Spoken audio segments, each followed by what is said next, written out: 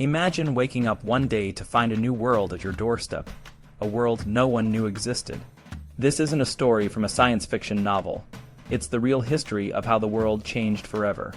In the 15th century, a group of brave and sometimes reckless explorers set sail into the unknown, and what they found would reshape the entire globe. This is the story of how a few daring voyages led to the discovery of new lands, new peoples, and new riches, and how these discoveries made some countries rich while others were left behind. In 1460, when Prince Henry of Portugal died, the world was a much smaller place. Most Europeans knew little about what lay beyond their own shores. The Portuguese, however, had already begun to explore the Atlantic Ocean, driven by a desire for wealth and knowledge. By the time Prince Henry passed away, Portuguese sailors had discovered a few small islands off their coast, like the Azores, Madeira, and the Canaries. They had also reached the African coast, finding places like Cape Verde, the Senegal River, and the port of Ceuta. But these were just the beginning. 11 years after Prince Henry's death, João de Santarém became the first European to cross the equator and return safely. This was a significant achievement, but it was just a step in the grand journey to come. Another 11 years passed, and Diogo Cao discovered the mouth of the Congo River, a vast waterway that would later reveal the secrets of Central Africa. But the most important discovery came in 1486, when Bartolomeu Dias rounded the southern tip of Africa. He named it the Cape of Good Hope, a name that symbolized the promise of a new route to the east. Dias's voyage was a turning point, but it didn't immediately change the world. The Portuguese were initially unimpressed by the implications of his discovery. They were more interested in the immediate riches they could extract from the African coast.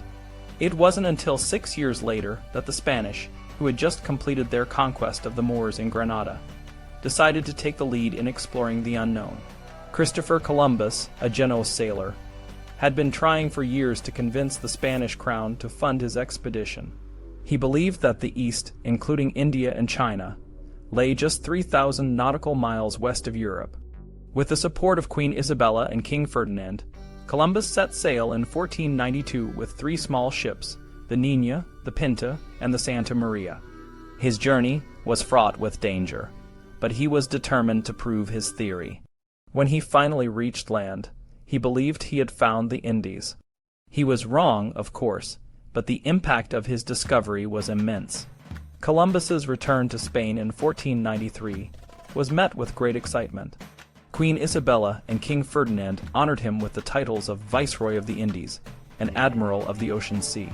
They instructed him to organize more expeditions to the east. Columbus, however, never admitted that he had found a new world. He continued to believe that the lands he had discovered were part of Asia, and he called the native inhabitants Indians. This mistake led to the name West Indies for the Caribbean islands. While Columbus was busy exploring the New World, the Portuguese were not idle. King Manuel of Portugal, who ascended the throne in 1495, was determined to outdo the Spanish. He sent Vasco da Gama on a mission to reach India by sea.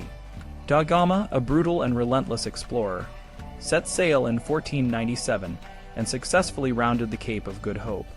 With the help of an Arab navigator and a map, he reached the east coast of Africa, and then crossed the Indian Ocean to Calicut, India. This was a monumental achievement, as it provided a direct sea route to the east, bypassing the costly overland routes controlled by the Middle Eastern traders. The Portuguese quickly capitalized on this new route.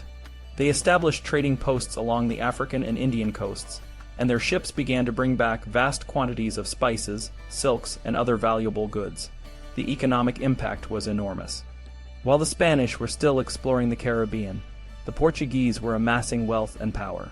Lisbon, the capital of Portugal, became a hub of international trade, and the country's influence grew rapidly. One of the most significant figures in this period was Afonso de Albuquerque, who became the governor of Portuguese India in 1509. Albuquerque was a military leader who captured and fortified key strategic points, including Goa in India and Malacca in the Malay Peninsula. His actions helped establish Portuguese control over the spice trade, which was a major source of wealth. The Portuguese also expanded their influence to other parts of Asia. reaching as far as China and establishing trade relations with cities like Peking and Canton. Meanwhile, the Spanish continued to explore the New World. Columbus made 3 more voyages, but he never realized that he had discovered a new continent. Other explorers, like Amerigo Vespucci, began to suspect that the lands Columbus had found were not part of Asia. In 1500, Pedro Cabral, a Portuguese explorer, discovered Brazil while on a voyage to India. This discovery added another vast territory to the growing list of European colonies. The impact of these discoveries was profound. The New World became a source of wealth, resources, and new opportunities. Europe's economy was transformed, and new trade routes and markets emerged. The exchange of goods, ideas, and cultures between the Old and New Worlds led to a global shift in power and influence. The Age of Exploration marked the beginning of a new era in human history, one that would shape the world we live in today. The explorers of the 15th and 16th centuries were driven by a mix of curiosity, ambition, and greed. They faced incredible challenges and made groundbreaking discoveries. Their voyages opened up new worlds and new possibilities, but they also brought about significant changes, both positive and negative. The Age of Exploration is a fascinating chapter in history, one that continues to influence our world in countless ways.